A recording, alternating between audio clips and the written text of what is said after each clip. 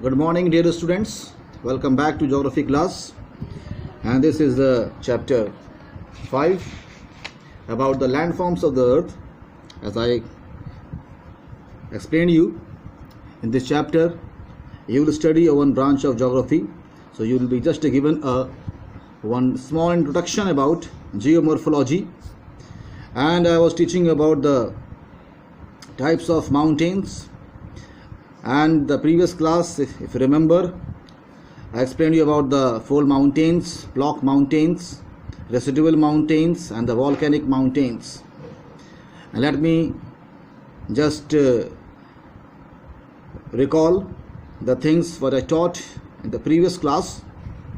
So let's start here. First of all, as you can see on your screen, the types of mountain. You can find the 4 types of mountains given there. That is the fold mountains, block mountains, residual mountains, and volcanic mountains. So I told you which mountains are called fold mountains. So you can find the mountains which are formed due to the process of folding. Now what is folding? As I explained you, that the different scientists, they have proved that the earth has different plates, and these plates, they move in different direction. So sometimes when the 2 plates, they move in the same direction, what happened there? So here that plane, actually it gets folded, or you can see a wrinkle is formed there in the crust of the earth. And you can see here the mountains, which is shown here anticline, the valleys which are also shown here synclines. So these anticline, synclines are formed. So these mountains are called fold mountains.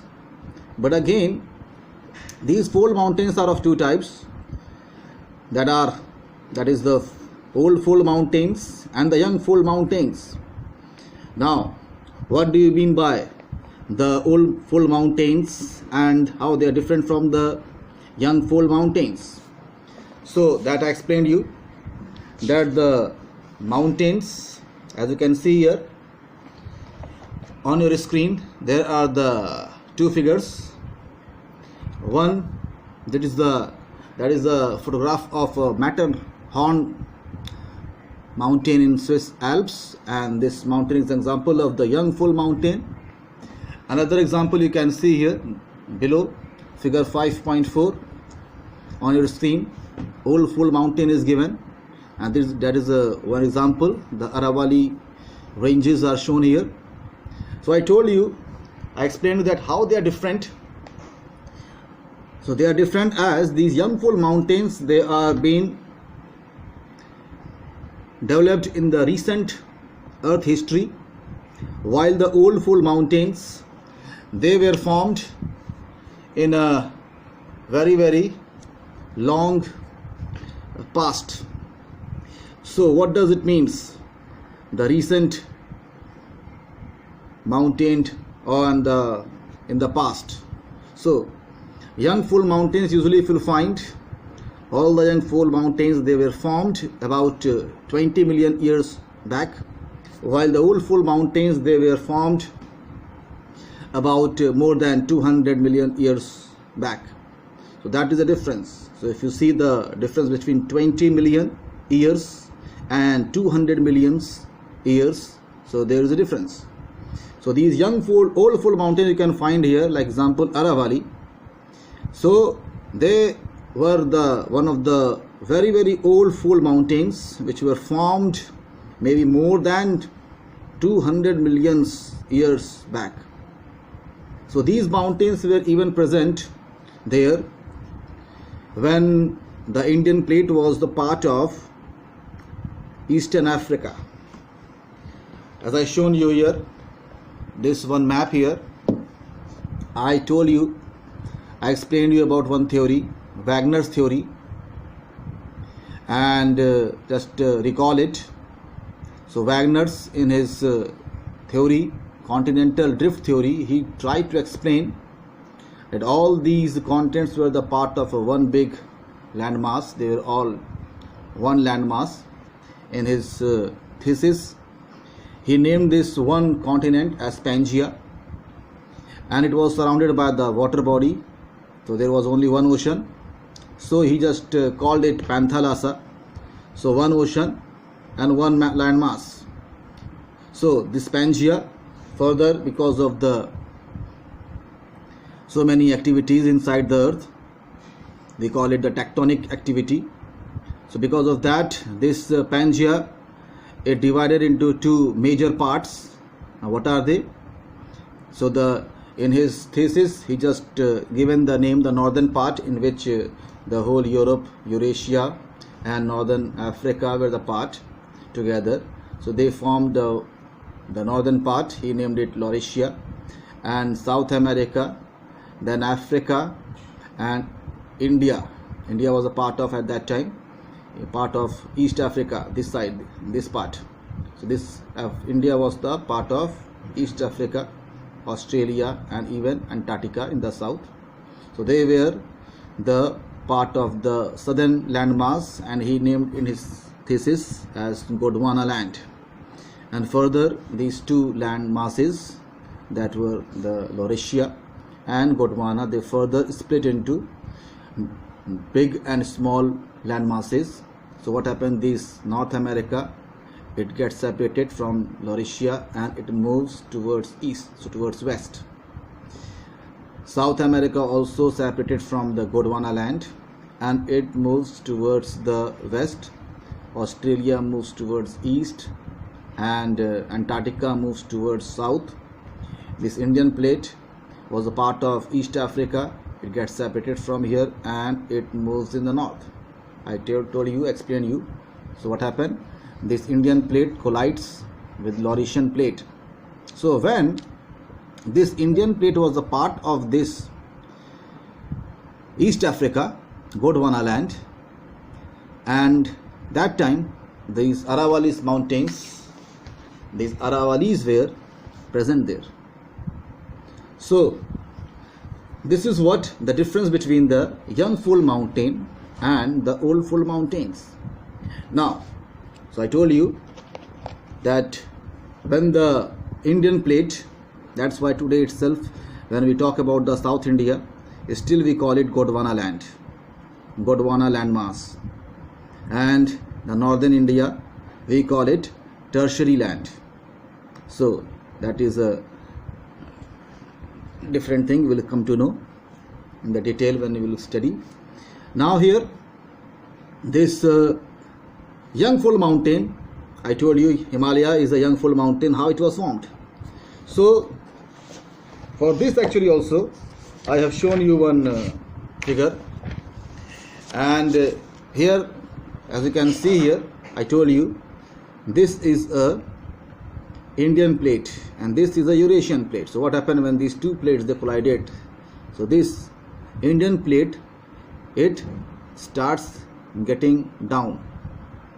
After the collision, the Indian plates, it just enters below this Eurasian plate, and this is how actually in the second, look here. So this Indian plate has gone below, and here the Himalayas, they just rises. So Himalayas were formed, so you can find. So this is how the Himalayas were formed. When? Because all this activity, they were taken place about 20 million years back. So at that time Himalayas also were formed. Then the Tibetan plateau was formed. So this is how actually if you find Himalayas, they are the young fold mountains. So this is the difference between the young fold mountains and the old fold mountains, I told you. Well, then the second type of mountain I explained you about the, here as you can see here, block mountain. So I told you what happened. Now these block mountains usually are formed by which activity? That activity is called faulting. Now what is faulting? So you can find here, previously this is the one layer, these are the different layers of the earth crust. So what happened? A fracture occurred. This part of the land, it moves in the different direction, this part moves in the different direction. So this middle part, it gets subside. So what happened here? You can see here a fracture occurred, and this fracture in the earth crust, we call it faulting. And you can find here these portions looks like a block. Mountains which are formed, they looks like a block. Even the valleys here, the middle portion which subsided, it also looks like a block, and that's why the mountains are called block mountains, because they are formed in a shape of blocks. Then I told you some example also. These block mountain, one very good example is Black Forest Mountain in Germany, and in fact there the rift valleys. Now here during this all activity the rift valleys are formed. So there in Germany these rift valleys are known as Graben. But then also there is a difference between when we talk about Rift Valley and Graben. There is a difference. Graben usually are used to call for the valleys which are small in size. So the rift valleys usually are the very very big valleys which are formed due to this faulting activity. So this is the example, as you can see here, another figure here. These are the mountains were formed and valleys. Then the third type of mountain I explained you about the residual mountain. Now here I shown you one figure also. This is a figure of one mountain, that is Helvellyn Residual Mountain in England. There is one district, Lake District. Now this mountain usually, now it is formed due to the denudation activity. Denudation activity means, denudation means the combined force of erosion and weathering together is known as denudation. So by the forces, by the agents of water and the winds, when sometimes when some plateaus, they have been dissected by the rivers, and what happened, they develops into two mountains. So these type of mountains are known as the residual mountains. So this is the description about the residual mountains. Some examples are there in Europe, in Spain and in France, in Germany, in Portugal, and also in some European countries it is very very common. In Mexico also their block mountains, the residual mountains are very very common. So these residual mountains are found here, like example in Scotland, the Highland of Scotland, and their mountains are formed because of the denudation activities of the rivers. Then in central Spain there are some highlands were dissected by the rivers, and what happened, they were developed into the mountains, and they are called sierras. Then in the United States also, the western side of the United States, these type of highlands which were formed by the denudational work of the river into mountains, and they are called buttes. So here are some example.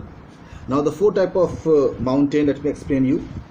The four type of mountain is the volcanic mountain, the mountains which are formed due to the volcanoes, the volcanic eruption. So what happens during the volcanic eruption, what happened when the magma comes out, right? So what happened, on the mouth of the volcano the different mountains are formed. Now so many examples we can see, I can give you. Now again, these volcanic mountains are divided into different types, as you can see here on your screen. The first type is the ash and cinder cone. Now what are these ash and cinder cone? When these volcanic mountains are formed by the deposition of the ash and cinder. Cinder means lava, and mixed with some different elements, different things together. So the mixture of ash and lava, we call it ash and cinder cone. Now there are some example. In Guatemala there is one mountain, one volcano. So volcanoes are also mountain. So one volcano is found there, it is called Volcano de Fuego. Then in Mexico there is one example of Paracutin mountain or Paracutin volcano. Then next is the lava cones. Now when the cones are formed only by the lava, means it doesn't contain any ash, only pure lava when they forms the cone. So these type of mountains are usually called the lava cones, And there is one example, Mauna Loa. Mauna Loa is a very, very good example of the volcanic mountain, and it is situated in Hawaii Island in Pacific Ocean.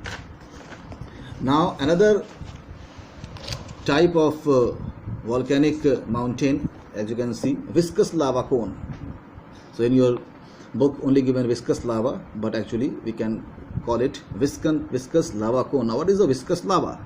Now usually you will study about the volcanoes and you will come to know that the lava can be categorized into two types, and one is the acidic lava, another is the basic lava. Now acidic lava usually is very, very thick and it is very, very viscous. Viscous means it is very thick and doesn't flows as it comes out, and very quickly it solidifies. So when these lava, this acidic lava, when it comes out and solidifies on the mouth of the volcano, they forms the viscous lava cone. And there are some examples you can find here. One example you can see, Mount Pelee. Another. Now, so these are the example. Mount Pelee is a good example, right? And another one is the composite cone. So what do you mean by the composite cone?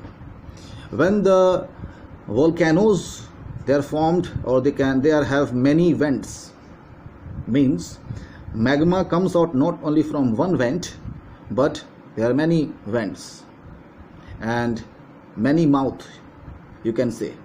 So when the lava comes out from more than two vents and they solidifies, so they forms so many cones, and that's why these type of volcanic mountains are known as composite cones. Composite means many cones.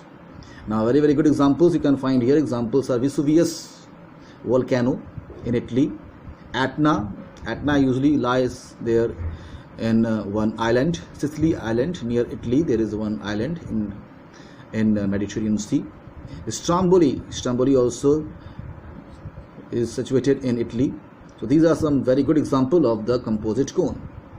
So this is how you have studied about the four types of volcanoes. The four types of volcanoes. And what you have studied?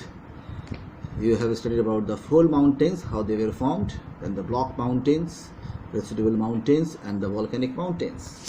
Now already I explained you that these mountains actually they have a great importance, great significance, and you can find here so many significance are given here on your screen. As you can find, first of all, the mountains are effective climatic barrier, as well as I explained you, they also creates a physical barrier between many countries. Then these mountains, they are the very good, they forms a very, very good site, especially wherever the waterfalls are found. Now usually the waterfalls are found in the mountainous region, so wherever the waterfalls are formed, so they usually provides a good site for the production of hydroelectricity.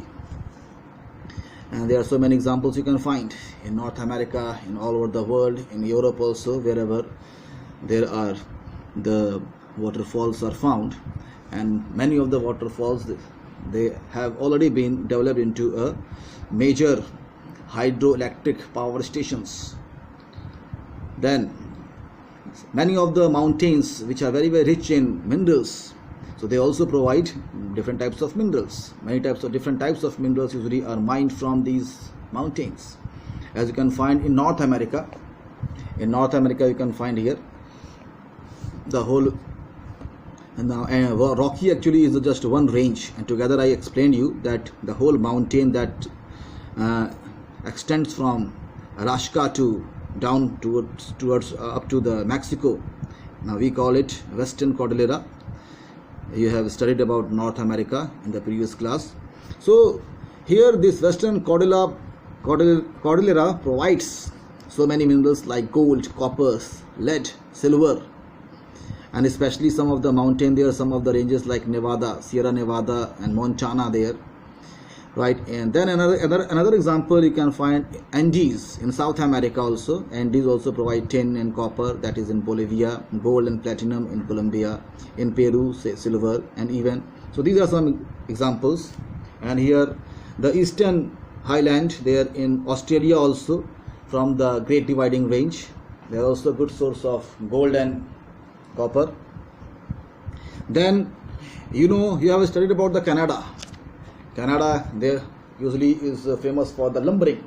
What is lumbering? When the trees are cut, usually use for the manufacturing of the papers and the wood pulp. So you can find here lumbering industry is very, very common there in Canada. In the western side of Canada, there is one province known as British Columbia, and this British Columbia in the western Canada is very, very famous for lumbering industry. So these mountains, because they are covered with the large part of these mountains, they are covered with the softwood trees, and these trees are very, very good to use. They are being used for manufacturing the paper and the wood pulp. Wood pulp actually are also, first of all, the wood pulp is prepared, and then further this wood pulp is used for making papers. So next is the many mining activities. I explained you that many mining activities been carried in the mountainous region. So large number of laborers, people, they are living there in working in these mining pines, in the mining activities. So for them also they need the food, and so in many parts the mountain slopes, they have been developed into steppes, and agriculture is practiced there. So that is also one significance.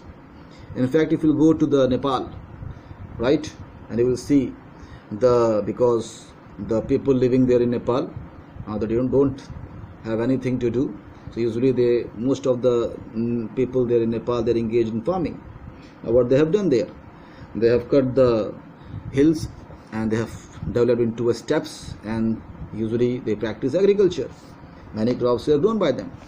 So another thing, many parts in different parts of the world, the slopes of the mountains usually they also are used as a pastures, means the grasslands are found there, like in Switzerland, and in Sweden, Norway also there is one highland mountain is there, Scandinavia. We also call it Scandinavian highland.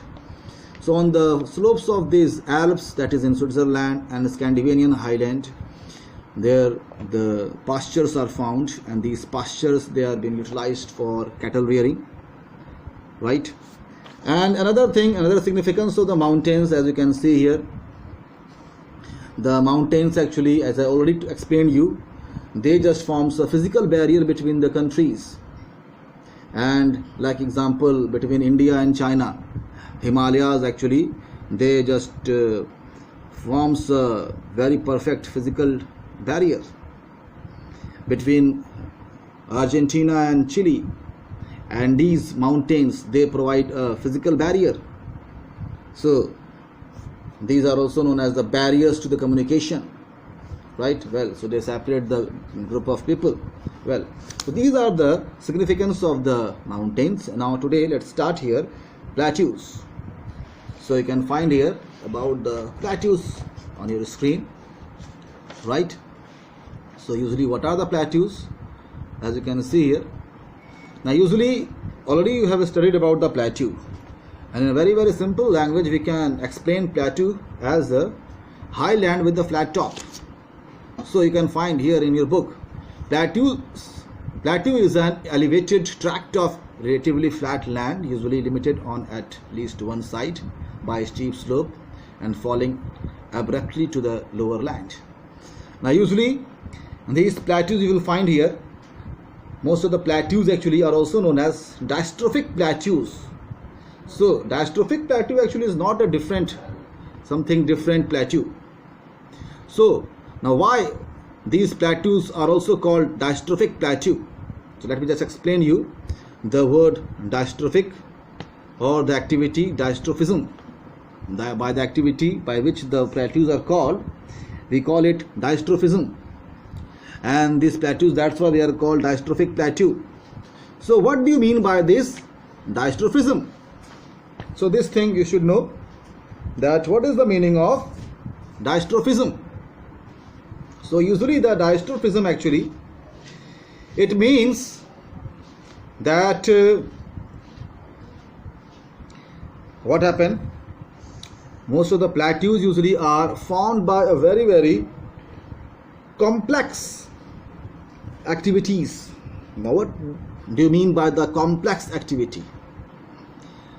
In the formation of plateau, actually mountains, as I told you, we have already seen, there are the fold mountains, then there are the block mountains, then there is a residual mountain, and there is a volcanic mountain. And you have seen the fold mountains are formed by the activity of folding, block mountains are formed by the activity of faulting, then the residual mountains are formed by the activity of denudation, volcanic mountains are formed due to the volcanic eruption.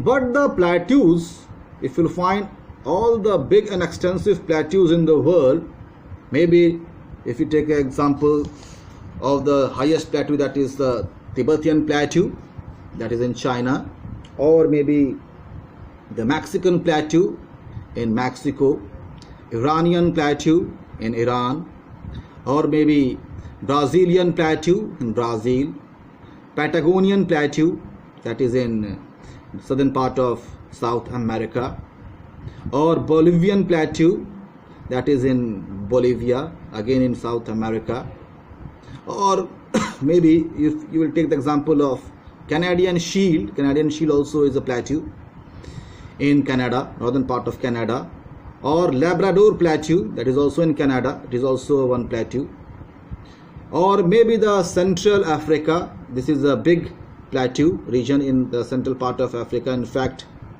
Africa, usually the large part of Africa actually is a plateau.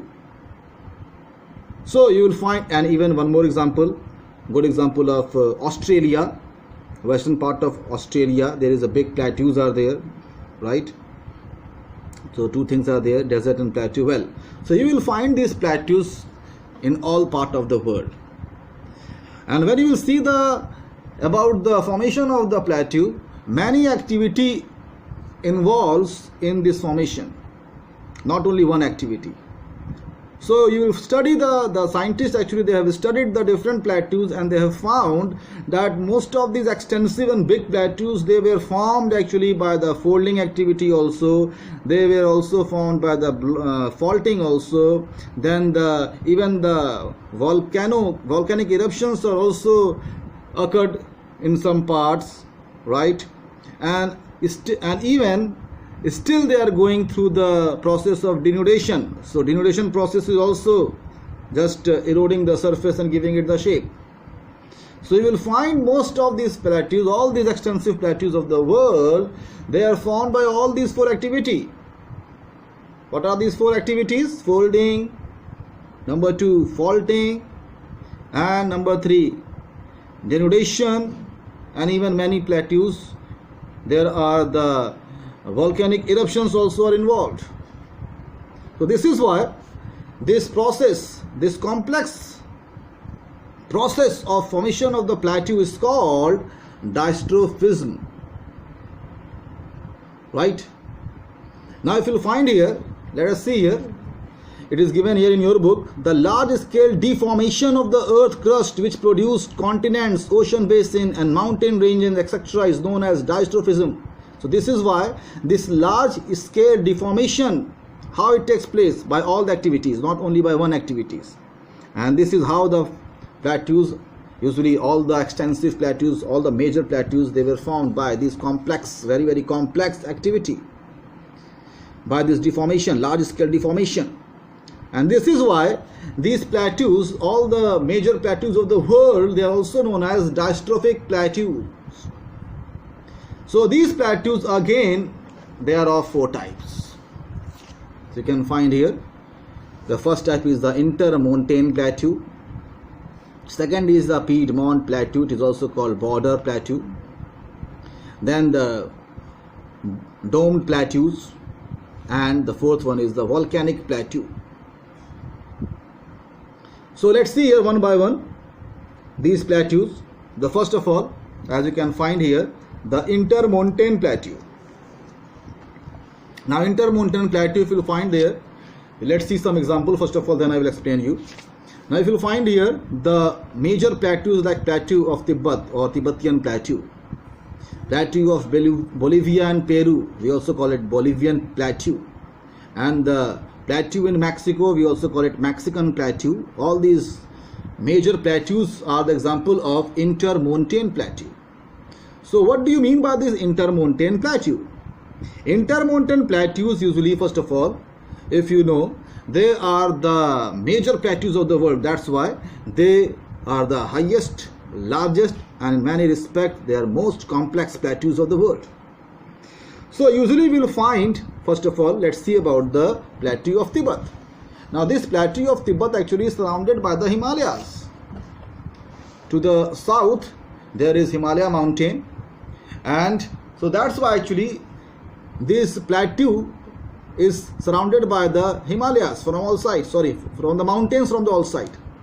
So the plateaus which are surrounded by the mountains, or you can say the plateaus which lies between the mountains, are known as intermontane plateau. As the name also suggests, as you can see, intermontane means between the mountains. So plateaus between the mountains, they are called intermontane plateau. So you can find here the example, the Tibetan plateau is surrounded by the mountains, Himalayan mountain to the south. Towards the north there is Kunlun mountain. So next is the plateau of Bolivia. This Bolivian plateau, it lies in Andes, surrounded by the Andes mountain there. Then the Mexican plateau also is surrounded by the mountains. So this is the example of intermontane plateau. Now next is the example of, you can see here, another type of the mountain. The second type of the plateau is Piedmont plateau, which is also called border plateau. Now what are these Piedmont plateau or border plateau? Now the plateau which actually surrounds the mountain, just opposite of the intermontane, here the plateau which surrounds the mountain are called Piedmont plateau. Now this Piedmont plateau actually is a noun. It is taken from the plateau which surrounds the Appalachian highland in North America. You have studied about the North America. So on the eastern side of the North USA, United States of America, there lies Appalachian mountains, and these Appalachian mountains are surrounded by a plateau, and the name of that plateau is Piedmont. So this name actually, this noun, that is a noun. So this name is taken for this type of plateau, and this type of plateau which surrounds the mountain, they are also called Piedmont plateau, because there are very, very few examples of these type of plateaus. And one very, very good example is the Piedmont plateau that itself, which surrounds the Appalachian highland.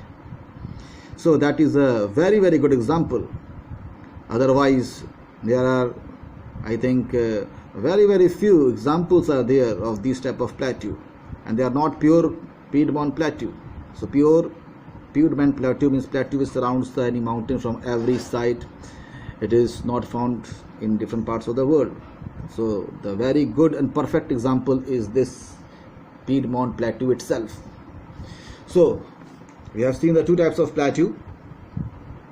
Now next is, we are going to see about the third type of plateau. As you can see there on your screen there, the third type of plateau is the dissected plateau or border plateau. Dissected plateau or border or dome plateau, dissected plateau or dome plateau. So now here the very good example of this plateau is found, that is Mesas in Spain. Already I explained you about the one type of mountain, that is the residual mountain. So usually I told you residual mountains are found when any plateau is dissected by the river and they are given a shape of mountains or the hills. So they are called residual mountains. So previously usually actually they were the plateaus. So when these plateaus, any plateaus, they are dissected by the running streams, right, and they have been cut into the two parts and they develops into sometimes mountain even. Like example, I given you Mesas in the Spain, that is the one type. So they are called dissected plateau. This is the third type of plateaus.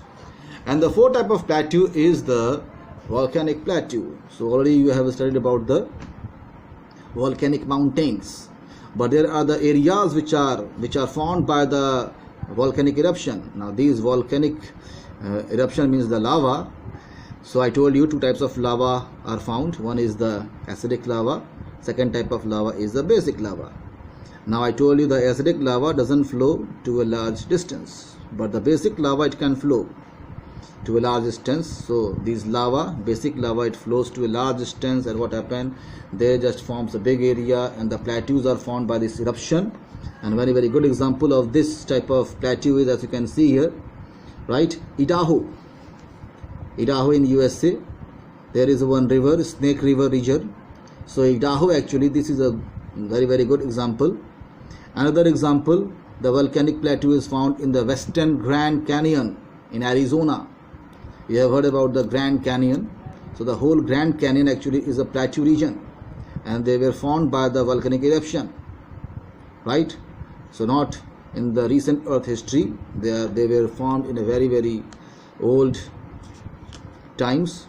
Well, so these are the four types of plateaus you have studied. We have seen the intermontane plateau. Second is the Piedmont plateau, we also call it border plateaus. Third is the domed plateau, and the fourth one is the volcanic plateaus. And we also, okay, so these are the four types of plateaus. Now next, let's see here about the significance of the plateaus. So plateaus also have a great significance. So you can find here, first of all, you can find here the plateaus actually, they first of all in many region, like I can give you one example of Deccan Plateau. Now Deccan Plateau actually, they have a basic lava. Now I told you two types of lava, acidic lava and basic lava. So basic lava, it solidifies and they forms the black soil, and as you know, black soil is a very fertile soil. Second fertilest soil after the alluvial soil is the black soil. In fact, in some cases, black soil is better than the alluvial soil. So in the Deccan Plateau in Maharashtra, the whole Deccan Plateau actually, there, because if you see the history about the Deccan Plateau, there is no volcano is found there in Maharashtra. So I told you the South India, the whole South India, the Indian plate was the part of Eastern Africa. So this whole plateau were formed, the whole Deccan Plateau, they were formed when? The time when the Indian plate was a part of Eastern Africa. This is why no volcanoes are found, but still the lava, that plateaus which are formed by the lava, you can find. So it's a very long age. Now during this time period, what happened? These basic lava, they have gone through the process of denudation, and they forms the fertile black soil. So this many plateau region where the basic lava, they have formed into a black soil by the process of denudation. So they provides a very fertile region, and many different types of crops are grown, like you will find about the Deccan Plateau. So Deccan Plateau is very famous, especially for the cotton and the sugarcane. These are the two major crops which thrives very well in this black soil. Beside these two crops, many other crops are also grown, but this black soil usually are also known as the black cotton soil. You will study it in the geography of India. When you will study about that, how this black soil is also called the black lava soil. So the first significance of plateaus, some parts of the plateaus which are very old there, the basic lava which have been weathered into the black soil, a fertile soil. One more example I can give you, example of Brazilian highland. You have studied about the Brazilian highland. Brazilian highland, as all of you know with the name, they are found in Brazil. And if you remember, you have studied about the South America, and there you have studied about the coffee plantation in Brazil. All the coffee plantation usually is done where, if you remember, they are all done in the Brazilian highland. And you have studied about the soil, that soil which is found there, red soil. And this red soil usually is found by what thing? This is found by the weathering of the lava rocks. That's why they are very rich in mineral like iron. And the coffee needs the iron and many minerals like magnesium, zinc, so many minerals, because the lava soil usually is rich in almost many minerals. And this is why these soils actually are very favorable for some crops. As I told you, in India, Deccan Plateau, black soil is very favorable for the cotton and for the sugar cane. Then here in Brazilian highland, there the red soil is found there, and this red soil is actually, it is very rich in iron, and that's why it is very good for the coffee. And in fact, actually, as all of you remember, Brazil produces the largest amount of coffee. There was a time actually when 75% coffee was actually produced by Brazil alone. But as the coffee plantation started in the different parts of the world also, so the share of Brazil has gone down. But still, Brazil produces 50% of coffee in the world, and this is why Brazil is also called the coffee pot of the world. Now, why it is? And if you find, coffee is not grown in all the parts of Brazil, only on the Brazilian highland. And what is the main reason? The reason is the red soil which is found here. And this red soil, if you remember, it is called terra rossa. So this terra rossa red soil found on the Brazilian highland is very rich in iron, and that's why actually this soil has got that red color, because it is very very rich in iron and iron oxide. Well, so I have given you two examples that how the lava soil can be very very important for the some of the crops. Another thing, these plateaus also are rich in minerals.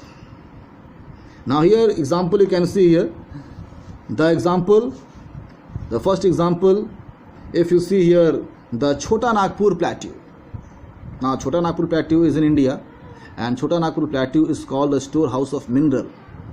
And if you find here, there's almost every type of mineral is found here in Chota Nagpur plateau. Maybe it is coal, iron, mica, bauxite, or maybe it is copper even is found, right?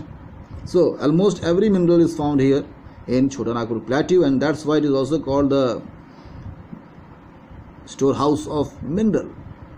And if you see some other example, already I explained you previously also, Mexican plateau.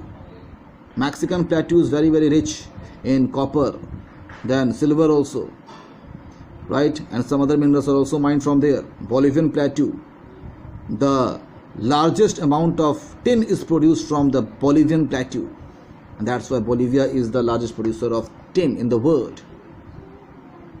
Then the same way we will find the different plateaus in the different parts of the world, even they are very very rich in minerals. So minerals are mined from these plateaus. Then some of the plateaus actually are, they actually just have a very good climate also, like in south also. If you'll find there in the Eastern Ghats and some places, because of the good climate, they attract because of their scenic beauty, they just attract large number of tourists. So most part of the plateau region, not only in India but all over the world, you will find they just provides very beautiful landscapes and very scenic beauty, and because of that large number of tourists they used to visit these places. And I can give example. You may have heard about the Grand Canyon in Arizona state in United States of America. The Grand Canyon actually has a very beautiful landscape, and it is just a very unique landscape which is found only there in Arizona, in only that part of the world, and that's why large number of tourists gets attracted because of this.